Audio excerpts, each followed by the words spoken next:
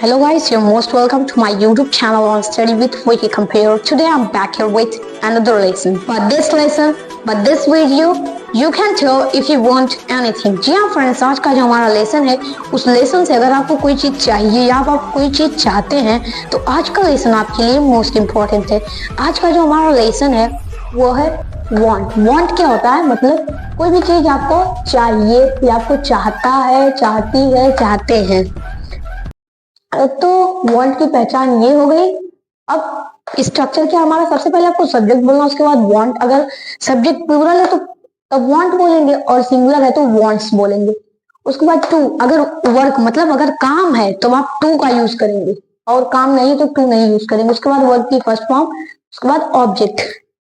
तो स्ट्रक्चर समझ में आ गया। एग्जाम्पल देखते हैं। हमारा जो पहला एग्जाम्पल है, जैसे मैं आपको समझाना चाहता हूँ। मैं आपको समझाना चाहता हूँ। अब इसमें मैं है हमारा सब्जेक्ट और सब्जेक्ट क्या है हमारा, प्लूरल है। तो मैं आपको समझाना चाहता हूँ, I want to convince you.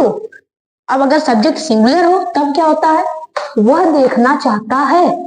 वह देखना चाहता है तो सब्जेक्ट सिंगुलर है तो बोलेंगे ही वॉन्ट में यहाँ यस जोड़ देंगे, ही वॉन्ट्स टू स्लीप। अब जो हमारा दूसरा स्ट्रक्चर है, अगर आपको कोई चीज निगेटिव में बोलना है, जैसे मैं आपको नहीं समझाना चाहता हूँ, मैं नहीं खाना चाहता हूँ, मैं नहीं जाना चाहता हूँ, मैं नहीं देखना चाहता हूँ, तो आप अगर निगेटिव में बोलना तो आप ये वाला स्ट्रक्चर फॉलो करके बोल सकते हैं। इसमें सबसे पहले आपको सब्जेक्ट बोलना है, उसके बाद डू या डज, यहाँ इसकी हेल्पिंग वर्ब डू या डज, उसके बाद नॉट, उसके बाद वांट। यहाँ वांट्स नहीं लगाना, चाहे सिंगुलर रहे चाहे प्लूरल, आपको यहाँ वांट यूज करना है क्योंकि यहाँ डू और डज लग रहा है। उसके बाद टू तो आपको पता ही वर्क है, काम तो आपको लगाना है।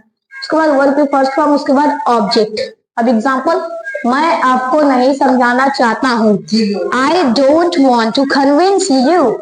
अब दूसरा सिंगुलर का, वह नहीं देखना चाहता है, he doesn't want to see. यहाँ डजन और डोंट क्यों लगा, डजन डज नॉट के शॉर्ट फॉर्म को बोलेंगे डजन और डू नॉट के शॉर्ट फॉर्म को बोलेंगे डोंट। तीसरा स्ट्रक्चर है, अगर आपको कोई चीज क्या से, कोई क्वेश्चन आपको क्या से करना है और आपको कोई चीज कंफर्म करनी है तब आपको ये वाला स्ट्रक्चर फॉलो करना है। और आप इस स्ट्रक्चर को फॉलो करके आप क्या से सवाल कर सकते हैं या क्या से आप मतलब क्या से आप कोई चीज कंफर्म कर सकते हैं।